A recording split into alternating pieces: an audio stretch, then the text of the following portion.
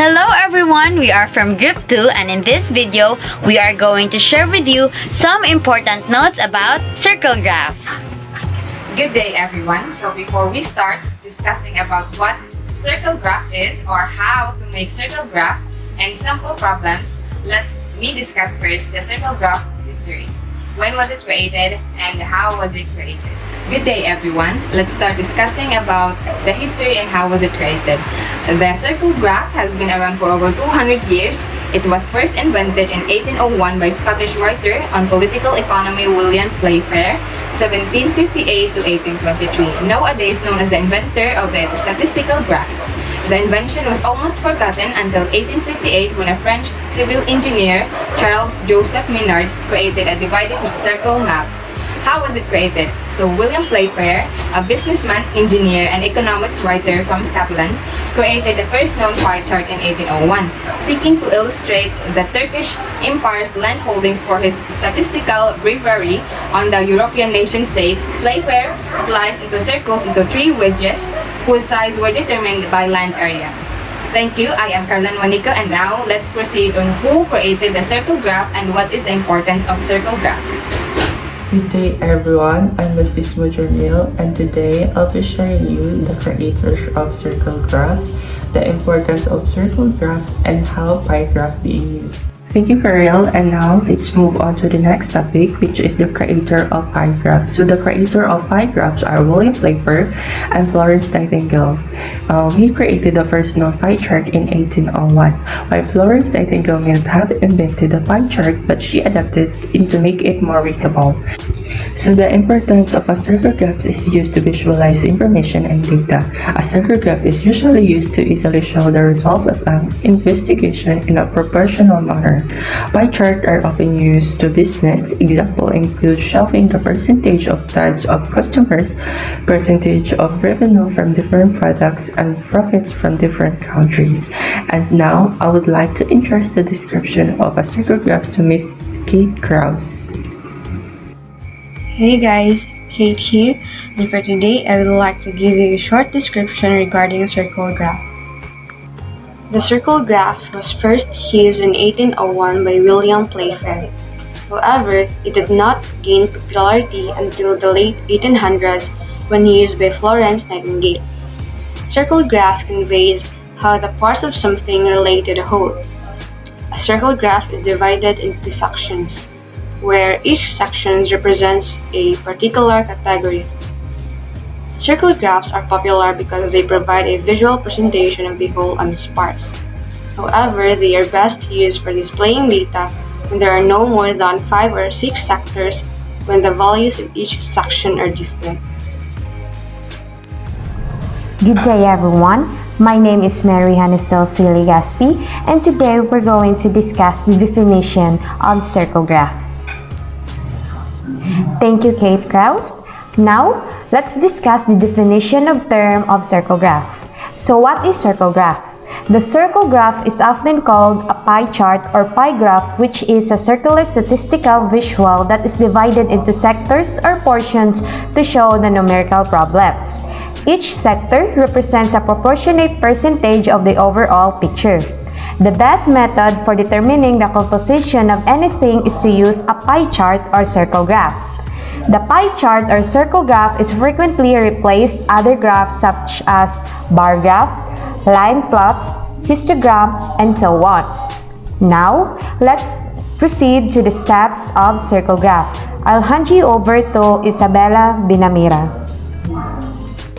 Hi there, good day to you. I'm Isabella Binamira, your next reporter who will be discussing the steps and procedures on how you're going to create a pie graph. Thank you for that, Mary. So now let's proceed to the steps or procedures on how you're going to create a circle graph. So in creating a circle graph, there are 5 steps involved. For the first step, you need to find the whole, which is usually 100% or one whole. After which, you're going to find the parts. So the items in your circle graph represent a part of the whole. So you need to identify the fraction or the percent that that item represents. And then next, you need to find the degrees for each part. And this is simply done by multiplying the percent that the item represents to 360 degrees. After which, after you've gathered all the data that you're going to need, you need to draw and label the parts.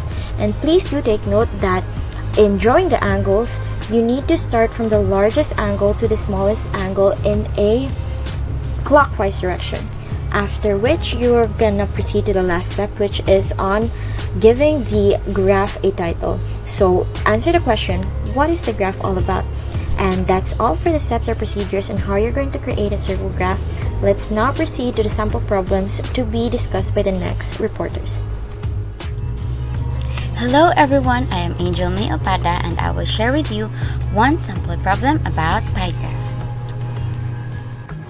Thank you, Isa, for sharing with us the steps or procedures in making a circle graph. Now I will share with you one sample problem where circle graph can be used. Face-to-face classes are about to start. The Bachelor of Science in Nursing students from the University of Cebu, Banilad are required to have their laboratory test in the University of Cebu Medical Center. The CBC and the urinalysis test cost 90 pesos and 70 pesos in order. With the given prices, calculate the prices of Hep B screening and routine stool exam. If the total bill of all the laboratory tests included is 1,263. So, first is we have to complete the table and create a pie graph according to the given information, which is presented on the table below. Let's now proceed to the part 1 of the solution, which is the solving for the unknown values. First step is to list down all the given values, and the step 2 is to solve for the percentage of Hep B screening and the routine stool exam. In order to solve for the percentage of Hep B screening and routine stool exam, recall the rule of PRB. Multiply the base by the rate. So in Hep B screening, we multiply 1,263 times 0.79 equals to 1,000.04 and round off to 1,000. And for the routine stool exam, we should multiply 98 pesos times 0.07, which is equals to 98.0088 and round off to 98 pesos.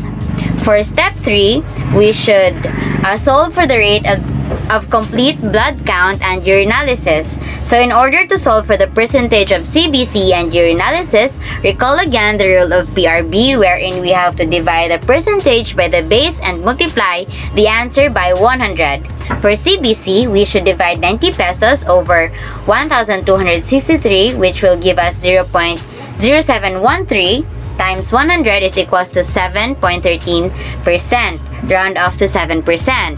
For urinalysis, 75 pesos over 1,263 is equals to 0.0593 times 100 is equals to 5.97, round up to 6%. For the part 2 of the solution, the creation of the pie graph, first one is to find the whole. The whole is the total amount of bill paid by the nursing student, which is 1,263. For step 2, we should find or identify the parts of the pie graph. So we have 4, the Hep B screening, routine stool exam, CBC, and the urinalysis. For step 3, we should find the degrees for each part. So we should multiply the percentage times the 360 degrees. For Hep B screening, we have 284 degrees. For routine stool exam, 28 degrees.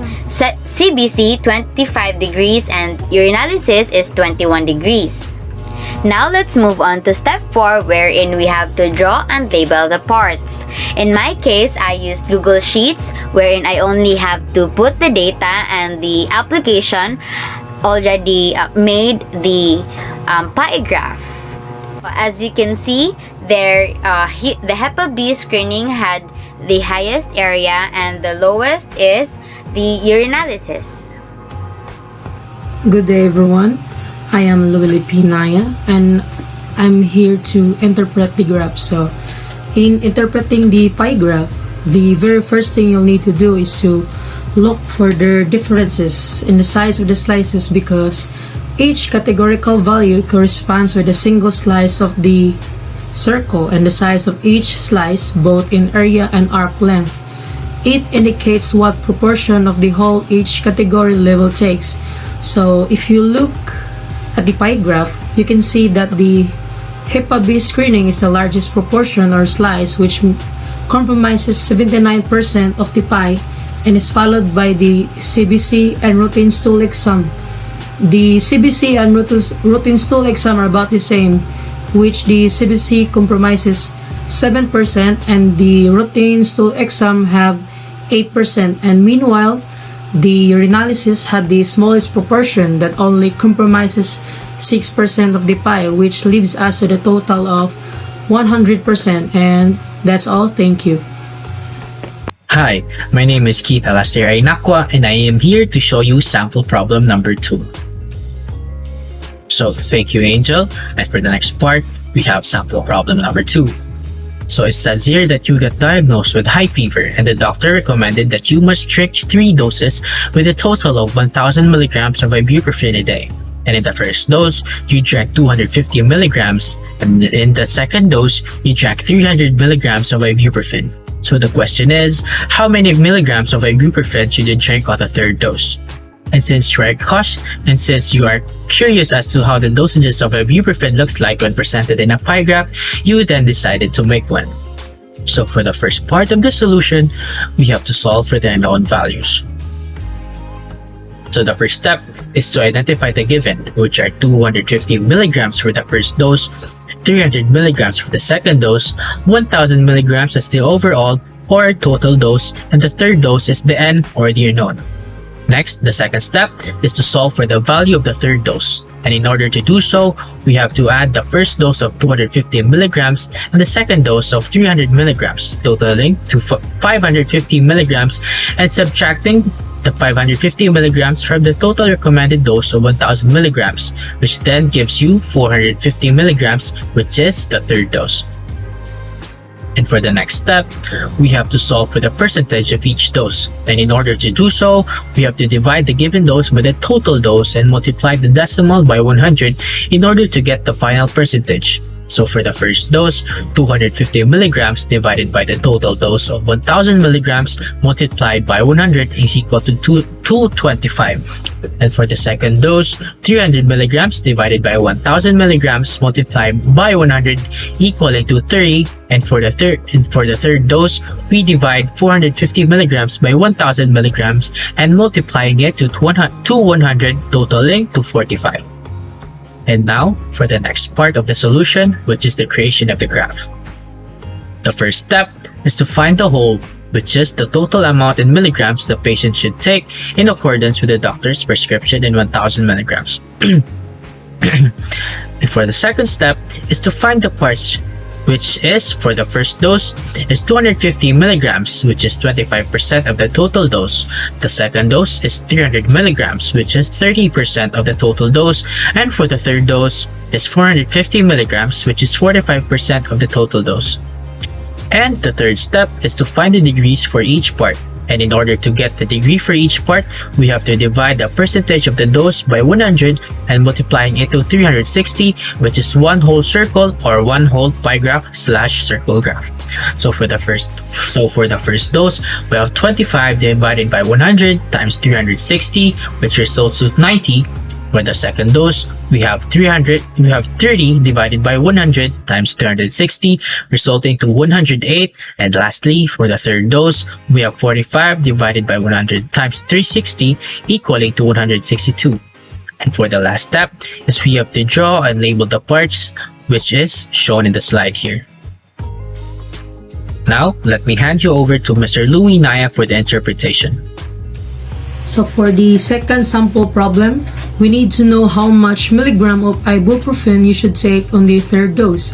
If the first is 250 milligram and the second one is 300 milligram. So as what you've seen in the graph, we will do it just like the first problem. First is we need to look for the differences of the size in each slice to determine its values. So the first dose, second dose, and the third dose. The largest proportion belongs to the third dose, which is 45% of the graph. And it is followed by the second dose that has 30%, and lastly the first dose that only had 25%. And that leaves us with a total of 100%. So it means the highest milligram of ibuprofen you have taken is on third dose, which is 450 milligrams. Hello there, it's my turn to grab the spotlight. I am student nurse Angela Dacayana, and in this short video, I will be sharing about the group's conclusion on the said topic. Buckle up and enjoy. In general, it has been evident that a circle graph is an effective visual tool to present information quickly and easily, as most people consider it visually simpler than other graphs. It shows data in slices as it has a circular shape.